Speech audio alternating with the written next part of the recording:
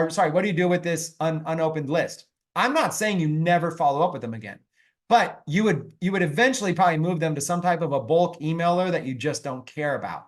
And then you would just try to mail them from there. So I used to use a service called SendGrid for this. But if you look up like bulk email platforms, you're just dumping all your unsubscribes into some super cheap platform that lets you import a lot of leads. Or maybe you have a separate high level list. But you're going to separate them and you're going to have them all in there and you're just going to mail them. As long as it's not costing you a bunch of money, you can just mail them, and see if you can make anything happen. You can maybe even partner with those. So maybe you sign up somebody new in IIS. They pay $100 a month and you're like, listen, here's what I'll let you do.